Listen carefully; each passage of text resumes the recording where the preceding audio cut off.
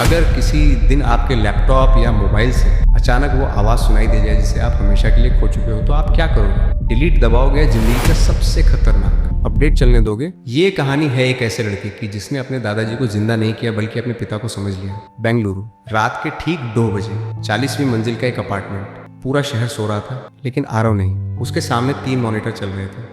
हरी और नीली coding lines लगातार दौड़ रही थी। कमरे में ऐसा सन्नाटा था जो सिर्फ उन्हीं घरों में होता है जहां इंसान अकेला होता है। साल 2026। अब लोग अपनी यादें भी क्लाउड में सेव करने लगे थे। आवाज़ें, हंसी, यहाँ तक कि सोचने का तरीका भी। लेकिन आरव जिस चीज़ पर काम कर रहा था वो यादों से आगे था। वो इंसान को दोबारा महसूस करने की तकनीक थी। आरव एक डिजिटल रेस्टोरेशन कंपनी में काम करता था जहाँ पुराने और ख़राब डेटा को दोबारा ठीक किया जाता था। लेकिन आज वो किसी क्लाइंट का काम नहीं कर रहा था। वो अपना ही एक पुराना फोल्डर खोल रहा था।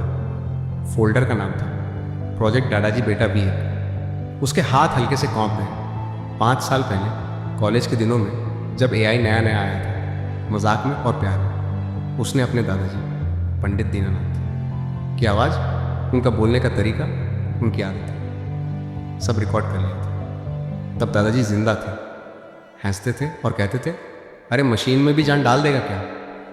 6 महीने पहले दादाजी गुजर गए और ये फाइल कहीं दब गई थी। आज अचानक वो फिर सामने थी। आरव ने कांपते हाथों से एंटर दबाया। स्क्रीन पर लोडिंग चली। 1 सेकेंड, 2 सेकेंड, और फिर स्पीकर से एक जानी पहचानी खंखारने की आवाज़ आई। अरे आरव बेटा, फिर मशीन लेकर बैठ गया। चाय पी तुमने या नहीं?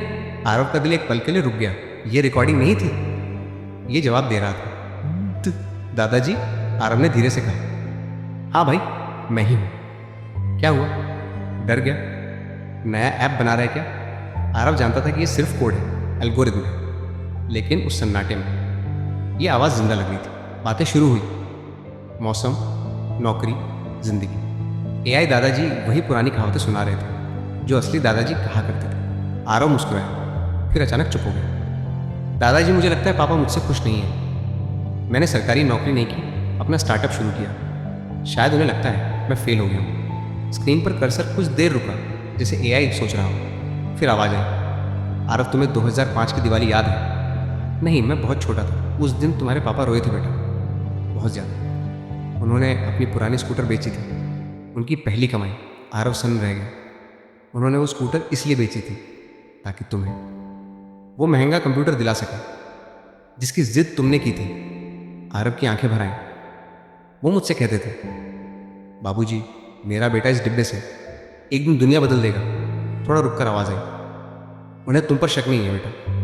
उन्हें डर लगता है कि कहीं तुम उस दौड़ में अपनी खुशी न खो दो जिस दौड़ के उन्होंने अपनी सबसे प्यारी चीज कुर्बान कर दी थी। ये बात आरव को आज तक किसी ने नहीं बताई थी। तभी उसे याद आया, कॉलेज के दिनों में उसने दादाजी की पुरानी डायरी और वॉइस नोट्स इस AI में डाले थे। ये राज वहीं कहीं छुपा था जिसे अब एल्गोरिथम ने सही समय पर बाहर निकाल दिया था। आरव की आंखों से आंसू बहने लगे। क्या हुआ बेटा? AI दादाजी बोले। कनेक्शन टूट गया। क्या? आरव मुस्कुराया। नहीं दादाजी, आज असली कनेक्शन जुड़ गया है। उसने फोन उठाया। रात के 2:30 बजे। पापा, सब ठीक है बेटा? इतनी रात को फोन? हाँ पापा, बस उस पहले कंप्यूटर के लिए थैंक यू कहना था। दूसरी तरफ थोड़ी खामोशी रही। फिर हल्की हंसी आई। पागल है क्या? सो जा, कल बात करेंगे। आरव ने फोन रखा। मॉनिटर पर एक मैसेज चमक रहा था, system update required. Reboot? Aarav ने नो दबाया। उसने AI फाइल को एक सुरक्षित ड्राइव में सेव किया और उसका नाम बदल दिया। लेगेसी विरासत। कभी कभी तकनीक आपको अतीत से नहीं, आपके अपने लोगों से मिला देती है। उस रात आरव को बहुत अच्छी नींद आई और सर्वर की हल्की आवाज़ अब किसी लोरी जैसी लग रही थी।